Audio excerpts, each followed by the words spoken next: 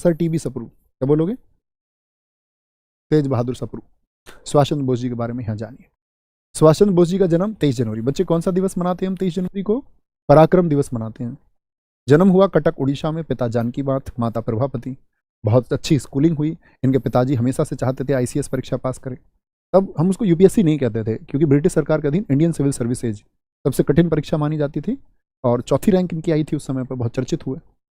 मतलब परीक्षा तो बहुत लोगों ने पास की थी, लेकिन इतनी रैंक किसी की नहीं आई थी, और ये किसी भारतीय द्वारा प्राप्त की गई सबसे अव्वल रैंक थी, और अन्य बाद में भी किसी भारतीय की नहीं आई है आईसीएस में।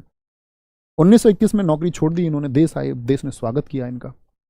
पॉपुलरिटी आप जानती हैं इतनी बढ़ी कि गांधी जी के विरोध के बाद कांग्रेस के अध्यक्ष चुने जा रहे हैं। यानी एक फेस देश की राजनीति में ऐसा रहा कि गांधी से ज्यादा लोग सुभाष चंद्र बोस जी के पक्ष में थे, उनकी नीतियों का स्वागत लोग करते थे। डोमिनियन स्टेटस की बात की इन्होंने, स्वराज्य की बात की। 1938 हरपुरा में अध्यक्ष, मैंने आपको बताया। 1938 में क्या आया? त्रिपुरी संकट आया एमपी का, यहाँ इन्होंने छोड़ दिया कांग्रेस को। 1939 में फॉरवर्ड ब्लॉक बनाया। फिर देश के ही लोग इनके खिलाफ राजनीति करने लगे, ब्रिटिश सरकार, जासूस इनके पीछे छोड़ दिए। फिर ये बाहर निकल गए यहाँ से जियाउद्दीन के भेस में, अफगानिस्तान, काबुल होते हुए, रूस होते हुए, वहाँ पर जाके हिटलर से मिले। हिटलर से जब मिलते हैं तो बहुत सारी मांगे इन्होंने की। जापान के लोगों से मिली कि भाई भारत की मदद कैसे हो, मदद ऐसे होगी कि ब्रिटिश लोगों को कमजोर किया जाए। और कहते सेकेंड वर्ल्ड वॉर के जो सूत्रपात हैं, हिटलर के मस्तिष्क में बीज बोने वाले, या जापान जैसे देश को हिटलर का साथी बनाने वाले, उस एक बीज में सूत्रधार सुभाष चंद्र बोस भी रहे। कहते कि सेकेंड वर्ल्ड वॉर के कारणों में से वह भी प्रमुख है, क्योंकि वह जानते थे सेकेंड वर्ल्ड वॉर होगा तो ब्रिटिश शासन कमजोर होगा, और ब्रिटिश शासन कमजोर होगा तो फिर भारत पर कंट्रोल नहीं रख पाएगा। तो भारत की मुक्ति में बहुत बड़ा, भारत की आजादी में बहुत बड़ा योगदान है इनका, हीरो है भारत की आजादी। 1941 में इंडियन लीग की स्थापना की। जापान में हिंदोतोजो से मिले, जो प्रमुख था जापान का। जापान ने कब्जा किया सिंगापुर पर भारत के सैनिकों की मदद से। सेकेंड वर्ल्ड वॉर चल रहा था। 1939 से 45 दूरी दुनिया दो वर्गों में बटी हुई थी, मित्र राष्ट्र और धुरी राष्ट्र। मित्र राष्ट्र में यूके, यूएसए, रसिया एक तरफ थे। धुरी राष्ट्रों में जर्मनी, जापान, इटली, चीन, कोरिया, ये एक तरफ थे। संघर्ष हो गया। आजाद हिंद फौज आईएनए, कैप्टन मोहन सिंह, रास बिहारी बोस और निरंजन सिंह, इन तीनों ने क्या किया है? इसकी स्थापना की है। इस तीनों इसके संस्थापक हैं। 4 जुलाई 1943 को Subhash Chandra Bose Indian army command लेते हैं, ज्वाइन करते हैं उसको। 5 जुलाई 1943 को सिंगापुर में दिल्ली चलो का नारा दिया कि दिल्ली की तरफ ये सेना अब चलेगी। अक्टूबर 1943 में अस्थायी सरकार की घोषणा कर दी कि हम अपना, और उस समय के 13 देशों ने इसको मान्यता भी दे दी थी कि हमारी अपनी सरकार है।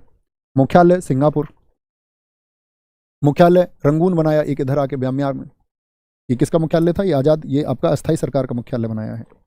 और ये आईएनए का मुख्यालय है, इंडियन नेशनल आर्मी का, आजाद हिंद फौज का। आजाद हिंद फौज में ब्रिगेड थी, ब्रिगेड महिला ब्रिगेड लक्ष्मीबाई थी, जो महिलाओं ने भी आपका शामिल किया। तो आप देखते हैं ना, लक्ष्मी सहगल नाम सुनते होंगे आप, एपीजे अब्दुल कलाम जी के खिलाफ राष्ट्रपति का चुनाव लड़ी थी, वो इस लक्ष्मीबाई रेजिमेंट की सदस्य थी। बहुत सारी महिलाओं ने आईएनए को ज्वाइन किया। ठीक है। महात्मा गांधी ब्रिगेड, अबुल कलाम ब्रिगेड और नेहरू ब्रिगेड। ठीक है। 1944 बोलेंगे। 1944 में इन्होंने नारा दिया, तुम मुझे खून दो मैं तुम्हें आज़ादी दूंगा। लाल किला मुकदमा चला, जब सरेंडर हो गया। आप लोग जानते हैं सेकंड वर्ल्ड वॉर में क्या हुआ, जर्मनी जापान हार गए। आज़ाद हिंद फौज उन्हीं के साथ थी, तो आज़ाद हिंद फौज के लोगों को भी बंदी बना लिया गया। बंदी बना लिया गया तो लाल किले में एक मुकदमा चला। किन किन लोगों पर? प्रेम सिंह सहगल, शाहनवाज खान मुस्लिम व्यक्ति थे, गुरबख्श सिंह सिख थे, और ये हिंदू थे प्रेम सिंह सहगल। राष्ट्रीय भावनाएं इनके साथ जुड़ गई थी कि भारत में एक ऐसा दल भी था कि एक तरफ तो लोग लड़ रहे थे जिनके हम गुलाम हैं ब्रिटेन की तरफ से, जो हमको बहका रहे थे कि तुम हमारे साथ लड़ो, तुमको आज़ाद कर देंगे। देश में एक वर्ग ऐसा था जो उसी ईस्ट इंडिया कंपनी के खिलाफ लड़ रहा था, आज़ाद हिंद फौज। तो इन पर मुकदमा चला तो लोगों की भावनाएं जुड़ी, भी हमारे लिए कर रहे थे। अब दिक्कत हो जाती है यहाँ पे। लाल किले में सुनवाई चलती थी, इतनी भीड़ इकट्ठी होती थी और लोग नारा देते थे, छोड़ दो। सुभाष चंद्र बोस की मृत्यु ताइको हवाई अड्डे पर अंतिम बार इनको जहां पता चला है, मृत्यु भी नहीं कह सकते, कोई साक्ष्य नहीं है, 18 अगस्त 1945 में लास्ट टाइम ये देखे गए। उसके बाद में बस लोगों ने प्रश्न चिन्ह लगाया कि गुलामी बाबा है वह सुभाष चंद्र बोस हैं। अन्य बहुत सारे कयास लगाए जाते रहे। ठीक है, बहुत सारे कयास, जैसे हिटलर के बारे में भी लगाते रहे कि हिटलर जिंदा था, उसी प्रकार के कयास लगाए जाते रहे सुभाष चंद्र बोस जी के बारे में, स्थायी कुछ नहीं।